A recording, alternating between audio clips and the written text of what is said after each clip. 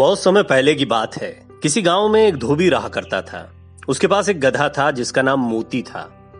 क्योंकि धोबी स्वभाव से बहुत कंजूस था, इसलिए वो अपने गधे को जानबूझकर चारा पानी नहीं देता था और उसे चरने के लिए बाहर भेज दिया करता था। इस कारण गधा बहुत कमजोर हो गया था। जब एक दिन धोबी ने उसे घास चरने के लिए छोड़ा तो वो चरते चरते कहीं दूर जंगल में निकल गया। जंगल में उसकी मुलाकात एक गीदड़ से हुई। गीदड़ ने पूछा, गधे भाई, तुम इतने कमजोर क्यों हो? गधे ने जवाब दिया, मुझसे दिन भर काम करवाया जाता और मुझे खाने के लिए भी नहीं दिया जाता, इस कारण मैं बहुत कमजोर हो गया हूँ। गधे की बात सुनकर गीदड़ कहता है, मैं तुम्हें एक उपाय बताता हूँ जिससे तुम बहुत ही स्वस्थ और शक्तिशाली हो जाओगे। गीदड़ कहता है, यहाँ पास में ही एक बहुत बड़ा बाग है। उस बाग में हरी भरी सब्जियां और फल लगे हुए हैं। मैंने उस बाग में जाने का खुफिया रास्ता बना रखा है, जिससे मैं रोज रात को जाकर बाग में हरी भरी सब्जियां और फल खाता हूँ। यही वजह है कि मैं एकदम तंदुरुस्त हूँ। गीदड़ की बात सुनते ही गधा उसके साथ हो लेता है। फिर गीदड़ और गधा दोनों ही साथ मिलकर बाग की ओर चल देते हैं। बाग में पहुंचकर गधे की आंखें चमक उठती हैं। इतने सारे फल और सब्जियां देखकर गधा अपने आप को रोक नहीं पाता और बिना देर किए वो अपनी भूख मिटाने के लिए रसीले फल और सब्जियों का आनंद लेने लगता है। गीदड़ और गधा जी भर के खाने के बाद उसी बाग में सो जाते हैं। अगले दिन सूरज निकलने से पहले गीदड़ उठ जाता है और फौरन बाग से निकलने को कहता है। गधा भी बिना सवाल किए गीदड़ की बात मान लेता है। दोनों वहां से रवाना हो जाते हैं। फिर वो दोनों रोज मिलते हैं और इसी तरह बाग में जाकर हरी भरी सब्जियां और फल खाते हैं। धीरे धीरे समय बीतता है। गधा तंदुरुस्त हो जाता है। एक दिन गधा खूब खाकर मस्त हो गया और जमीन पर लौटने लगा। तभी गीदड़ ने पूछा, गधे भाई, तुम्हारी तबीयत तो ठीक है ना? तो गधा कहता है, आज मैं बहुत खुश हूँ और मेरा गाना गाने का मन कर रहा है। गधे की बात सुनकर गीदड़ घबराया और बोला, न गधे भाई, ये काम भूलकर भी मत करना। भूलो मत, हम चोरी कर रहे हैं। कहीं बाग के मालिक ने तुम्हारा बेसुरा गाना सुन लिया और यहाँ आ गया तो बड़ी मुसीबत हो जाएगी। भाई, इस गाने वाने के चक्कर में मत पड़ो।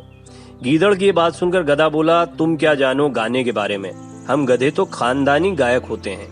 हमारा ढेंचू राग तो लोग बड़े शौक से सुनते हैं। आज मेरा गाने का बहुत मन है, इसलिए मैं गाऊंगा। गीदड़ समझ जाता है कि गधे को गाने से रोक पाना बहुत मुश्किल है।